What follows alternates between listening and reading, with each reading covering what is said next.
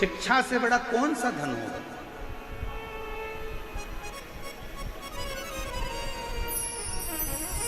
आज जयपुर की धरा पर हम कहकर जाएंगे, आप बेटों को जितना पढ़ाओ ना, उससे दुगना अपनी बेटी को पढ़ाना।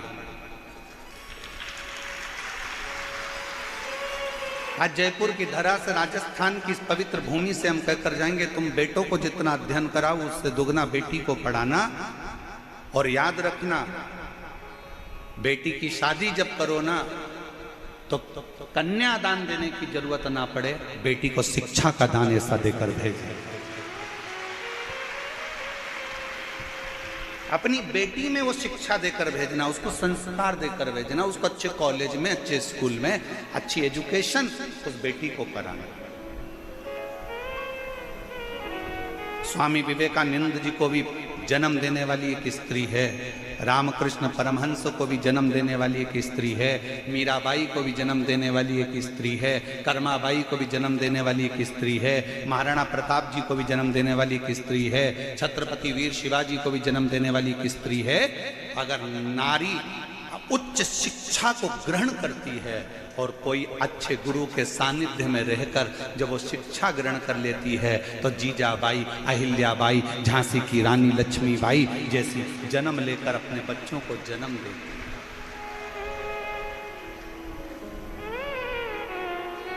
मत दो कन्यादान, तुम कुछ भी कन्यादान में तुम्हारा मन पड़े, फ्रिज मत देना, कूलर मत देना, एसी मत देना, डनलप का गद्दा मत देना, सोफा सेट मत देना, पलंग मत देना, तुम बेटी की कन्यादान में कुछ मत देना। पर बेटी से निवेदन है कि आप अपनी बेटी को इतना पढ़ाओ, इतना अध्ययन कराओ, इतनी विद्या अध्ययन कराओ कि उसको, उसकी शिक्षा ही उसका कन्यादान है, उसकी शिक्षा उसका कन्यादान। क्या है? रतन। ईसर गोरा जी की साक्षी में जरा विचार करिएगा, कितना सुंदर प्रसंग आया है। आपको मालूम है, कन्याकुमारी गए हो कभी? कौन कौन गया? हाथ उठाओ जरा। गए हो? कन्याकुमारी में कन्याकुमारी माता का मंदिर है कि नहीं? जम के बोलो जरा। है ना? क्यों है? किस लिए? ये शिव महापुराण की कथा कहती है, जब बाणासुर ने पार्वती जी के भाई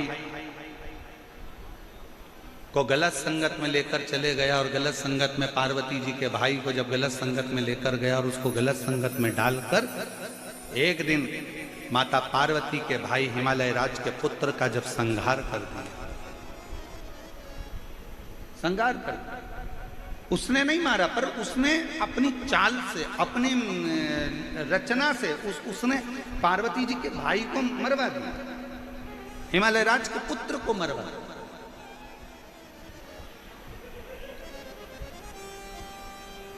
पार्वती जी तो बहुत छोटी थी, बहुत छोटी। पार्वती जी ने 6 वर्ष की अवस्था में अपनी माता मैनावती से पूछा, मां, मेरा भाई मारा गया। मां, पिता हिमालय राज, मैं जाकर स्वयं बदला लूंगी। हिमालय राज ने कहा, बदला लेने के लिए केवल पराक्रम की या बहुत वीरता की जरूरत भी नहीं होती, बदला लेने के लिए थोड़ी बुद्धि की भी जरूरत होती है। अभी कई लोग सोशल मीडिया पर डाल रहे हैं कि 10 दिन निकल गए, 8 दिन निकल गए, बदला लेना था, पाकिस्तान से बदला लेना था, बदला लेना था। लिया जाएगा, जल्दीबाजी में नहीं। एक युद्ध बम और गोले से लड़ा जाता है और एक युद्ध बुद्धि से लड़ा जाता है।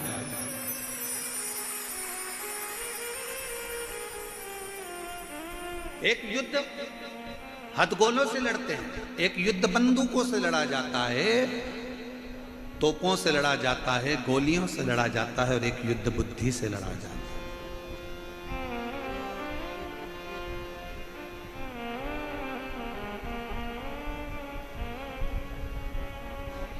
बुद्धि से।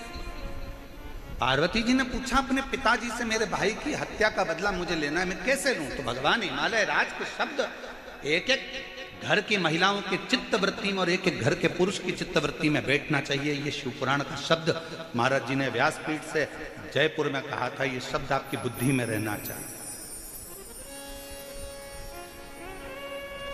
मैं अपने भाई की मृत्यु का बदला कैसे लूं? पिताजी से पूछा गया मां मैनावती से।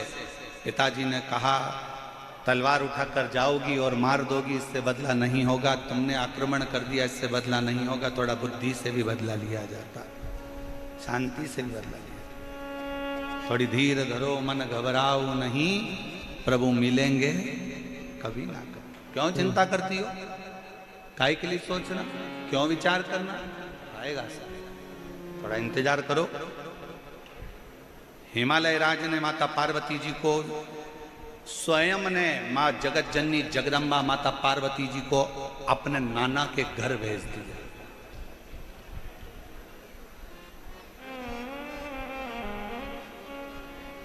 पार्वती जी को अपने नाना के घर भेजा। कौन है पार्वती जी के नाना? मैनावती के पिताजी कौन है? पितृलोक में रहने वाले पितर, क्योंकि पितरों की 3 लड़कियां थी, मैना, धन्या और कला। विद्येश्वर संहिता शिव महापुराण में वर्णन किया गया। पितरों की 3 कन्या मैना, धन्या, कला बैठी हुई थी। उठी, सनकादि ऋषि तप कर रहे थे और वहीं से निकल कर चली गई। उनका जो लहंगा था उसमें रतन जड़े हुए थे। वो रतन जड़ने के कारण सनत कुमारों की जंघा पर चोट लगी, और जंघा पर जब चोट लगी तो वो जंघा छिला गई। सनत कुमार को क्रोध आ गया और उन्होंने क्रोध में आकर कह दिया कि तुम पितरों की 3 बेटियां हो, पितृलोक में रहती हो, और पितरों के धाम में रहने के बाद भी, जहां इतनी शिक्षा है, जहां इतना अध्ययन है, और वहां रहने के बाद भी तुम मेरा अपमान कर दी। मैं तुम्हें श्राप देता हूं कि तुम मृत्यु लोक में जन्म लोगी, तीनों मृत्यु लोक में जन्म। तो तीनों ने क्षमा मांगी, हमको क्षमा कर, हमारा कल्याण कैसे होगा? तो कहा, तुम तीनों पृथ्वी पर तो जन्म लोगी, पर तुम तीनों की गोद में 3 देवियां खेलेंगी। मैना की गोद में पार्वती जी खेली, धन्या सुनैना बनी जिनकी गोद में सीता जी खेली, कला कीर्ति बनी जिनकी गोद में राधा जी खेली। ये 3 कन्या 3 देवियों की गोद में खेली। और कथा के दूसरे दिन आपको कहा था कि बच्चों का सबसे बड़ा शिक्षा का केंद्र अगर कहीं पर है तो घर के बुजुर्गों के पास में है। दादा दादी अपने पोता पोती को सिखा देते हैं अगरबत्ती पकड़ना, दादा दादी अपने बच्चों को सिखा देते हैं पोता पोती को आरती करना। भले दादा दादी कुछ नहीं दें अपने पोता पोती को, पर मेरा निवेदन है, जितने बाहर रहते हो, जितने पुणे मुंबई में रहते हो, जितने दूर दूर देश में रहते हो, उनसे निवेदन है, साल में कम से कम एक बार अपने को अपने गाँव जरूर आना चाहिए और अपने दादा दादी के पास अपने पोता पोती को जरूर रखना चाहिए। शिक्षा का केंद्र बिंदु है घर के बुजुर्ग, नाना नानी, दादा दादी। बच्चों को साल में एक बार नाना नानी के घर पे भी जरूर लेकर जाओ, बच्चों को एक बार दादा दादी के पास जरूर लेकर जाओ। वो बैठेंगे, दादा दादी कुछ नहीं देंगे तो उनको सिखाएंगे। दादी पलंग पर सो जाएगी और बच्चे से कहेगी, पोते से, छोटा सा पोता है 3 साल का 4 साल का, और इतने से पोते से दादी कहेगी, चल मेरे पांव दबा।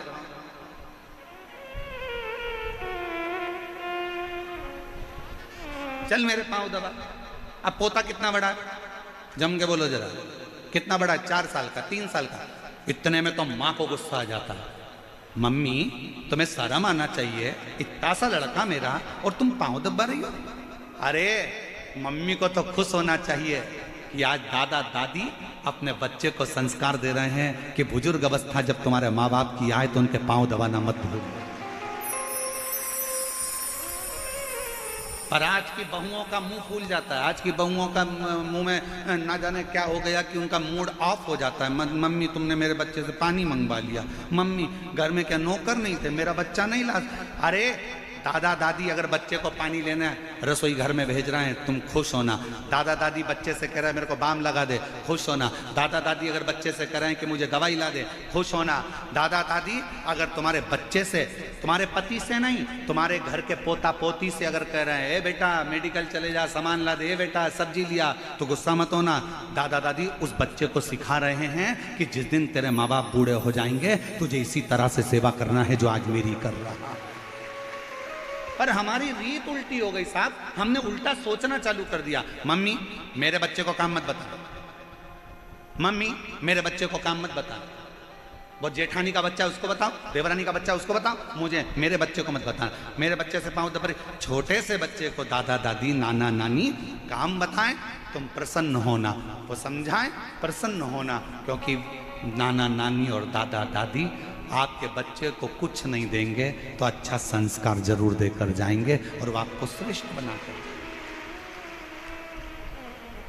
बुरा मत मानिए। और यहां अगर कोई जीजियों को मेरी बात का बुरा लग रहा हो तो मैं क्षमा चाहूंगा इस बात के लिए। अगर हमारी वाणी से अगर आपको ठेस पहुंच रही हो ना तो क्षमा चाहूंगा। पर निवेदन है, दादा दादी के पास, नाना नानी के पास बच्चों को लेकर जाइए, लेकर जाइए जरूर। उनको जो शिक्षा मिलेगी वो दुनिया में कहीं नहीं मिलेगी। शिव महापुराण की कथा कहती है पार्वती जी को उनके नाना जी के घर शिक्षा ग्रहण करने के लिए भेजा था। अगर तो कोई तुमसे पूछे कि पार्वती जी के गुरु कौन थे तो कह देना उनके नाना नानी। पितरलोक में जो विराजमान थे वो उनके नाना नानी स्वयं गुरु थे। पितृलोक में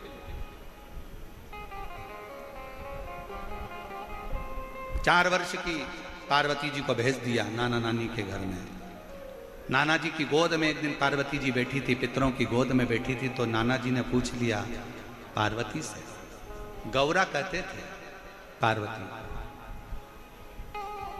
हिमालय सुता कहते थे पार्वती। पूछ लिया हे हिमालय सुता, हे गौरा, आज तुम्हें नाना नानी की कैसे याद आ गई, कैसे आई?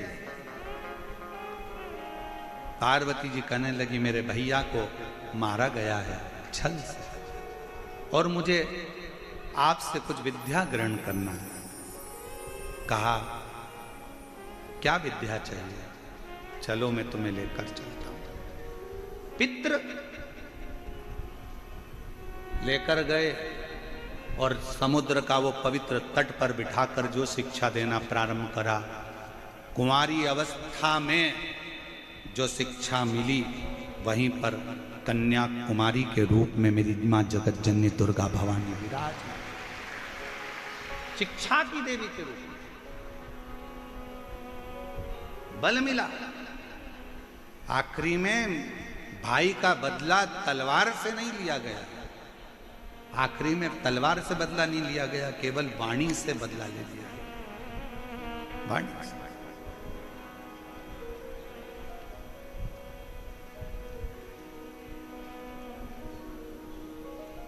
एक नाना नानी क्या देंगे बच्चों को? एक बेटी का बाप अपनी लड़की के कन्यादान में अगर कुछ देना तो हमारा निवेदन है कि वस्तु से ज्यादा ध्यान रखना अपनी बेटी के कन्यादान में। ओ मेरी जीजियों, जयपुर की मेरी माताओं, जयपुर की मेरी जीजियों, मेरे जीजाओं, मेरी बेटियों, बेटाओं, मेरी माताओं, मेरा निवेदन है अपनी बेटी के कन्यादान में कुछ देना, कहीं मत देना, ये आपकी मर्जी है। पर आज व्यासपीठ से ये सीख कर जाना कि मैं अपनी बेटी को अच्छे स्कूल में पढ़ाऊंगी, अच्छे कॉलेज में पढ़ाऊंगी, उसको अच्छी शिक्षा दिलाऊंगी, उसकी अच्छी एजुकेशन। चंचुला देवी ने पूछा कि मेरा परम धन, एक स्त्री का परम धन कौन सा? का शिक्षा, संस्कार, श्रेष्ठ संस्कार।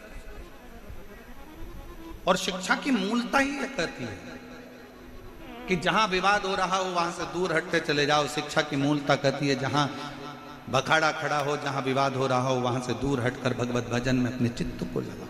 इसलिए अभी आपको कथा में कहा भगवान से अगर मांगना तो 2 चीजें भगवान से मांगना कि मेरी दवा और मेरा दुख, ये दोनों कम करते चले जाना, दोनों कम। दवा भी मेरी कम करिए और मेरा दुख भी कम करिए। ये दवा खाते खाते बहुत समय हो गया, मेरा दुख और मेरी दवा दोनों कम हो। उसी तरह वेद व्यास जी महाराज ने 18 पुराण की रचना करते समय शिव महापुराण को वो दवा का रूप दिया, वो दवाई बता दी शिव पुराण में। 18 पुराण में से शिव महापुराण को वो दवा बता दी कि ये दुनिया के कलिकाल का सारा दुख अगर कोई दिल से शिव महापुराण की कथा को जब सुन लेगा, दिल से जब वो श्रवण कर लेगा, तो उसकी जिंदगी में ना दवा की जरूरत पड़ेगी, ना कोई दुख आएगा, और वो भगवान की भक्ति में लगा रहेगा।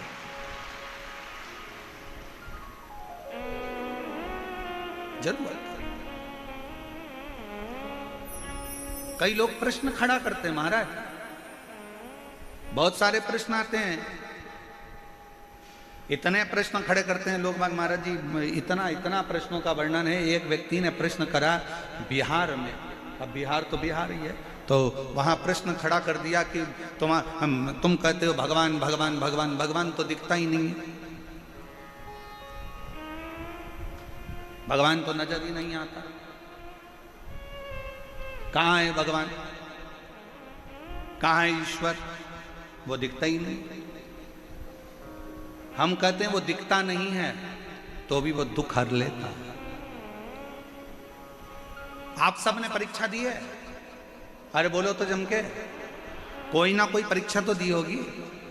परीक्षा हॉल में बैठते हो तो किताब दिखती है, जम के बोलो जरा।